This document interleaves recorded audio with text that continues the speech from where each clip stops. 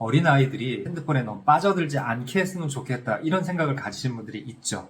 아이들이 스마트폰 기기를 유용하게 사용하면서도 글이나 또는 사고력 등이 뒤떨어지지 않게 또는 충분히 발달할 수 있도록 도와주는 것이 아마 지금 학부모님들의 새로운 과제라고 생각이 돼요.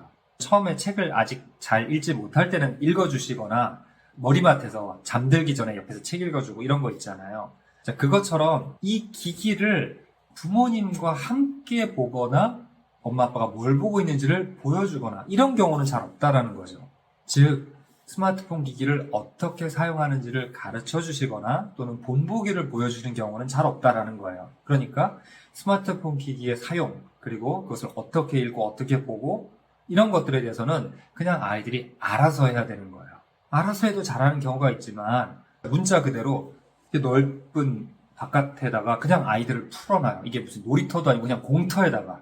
그럼 어떠시겠어요? 이 아이들이 가다가 넘어지지는 않을지 또는 뭐 위험한 건지도 모르고 만지지는 않을지 이런 거 걱정되시지 않겠어요?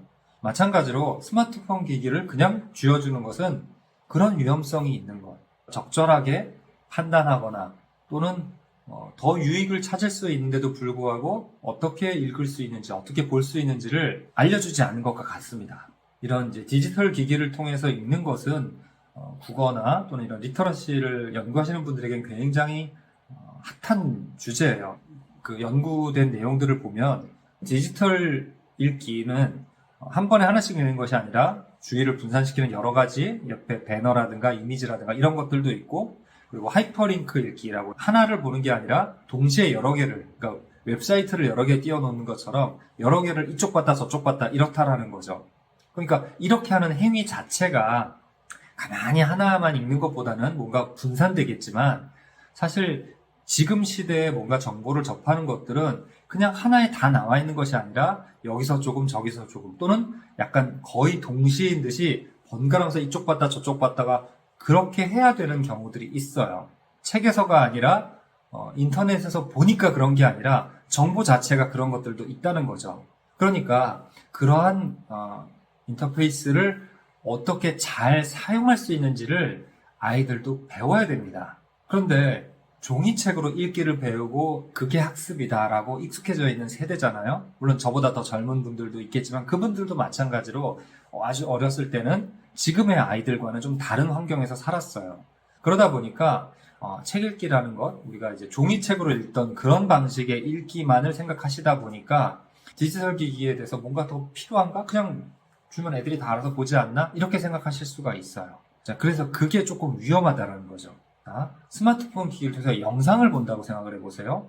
그러면 영상을 보다가 잠깐 멈춰서 이걸 이제 본보기로 보여줄 수가 있죠. 같이 보든가 아니면은 부모님이 보시는데 아이들이 엄마 뭐 봐, 아빠 뭐 봐 하고 왔을 때 나 이거 보고 있어 하다가 일부러 자, 내가 뭔가를 보여주겠어 라는 것처럼 영상을 탁 보시고 아까 이런 얘기가 나왔는데 이게 뭐지?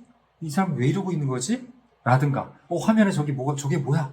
내가 좀 더 자세히 보고 싶거나 어떤 생각을 하기 위해서 화면을 멈춘다라는 거죠. 자, 이게 뭘 의미할까요? 읽기는 듣는 것보다 좀 어려워요. 왜 어렵냐면 일단 단어가 말하는 것보다 좀 더 고급 어휘를 씁니다.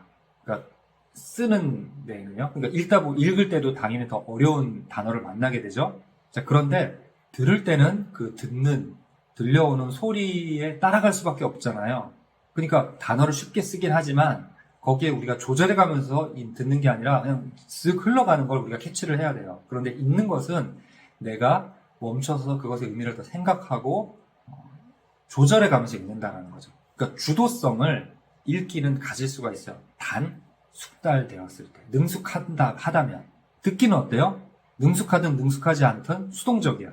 그런 것을 내가 조절할 생각이 없죠. 근데 듣고 이해하는 게 빨리빨리 된다면 그러면 그 계속 들려오는 소리 안에서도 내가 조절할 수 있어요. 왜냐? 내가 잠깐 딴 생각을 할 수 있는 마음의 여유가 있을 때가 있으니까요. 근데 들려오는 것들을 들어서 이해하는 게 좀 급급한 사람이라면 그걸 못하겠죠.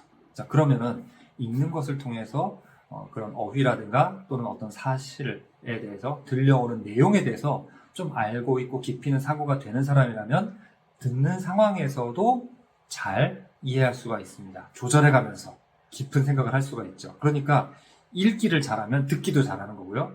듣기를 하는 만큼 읽기도 잘해요. 그러니까 이 두 개가 다 필요한 거예요.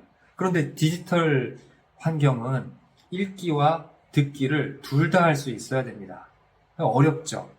자, 그러니까 이때 아까 말한 주도성, 주도하는 것이 주도할 수 있다는 걸 본보기를 보여주는 거예요. 그래서 옛날에 이 프로그램은 부모의 시청이 지도가 필요합니다. 이거는 이제 봐도 되냐 마냐 이런 결정하는 거였지만 그게 아니라 디지털 기기를 통해서 읽는 것, 보는 것에 집중하는 것 또는 내가 주도적으로 하는 것, 주변에 쓸데없는 것에 팔리지 않는 것 이런 것들을 부모님이 좀 잘 보여주는 것이 필요하겠습니다.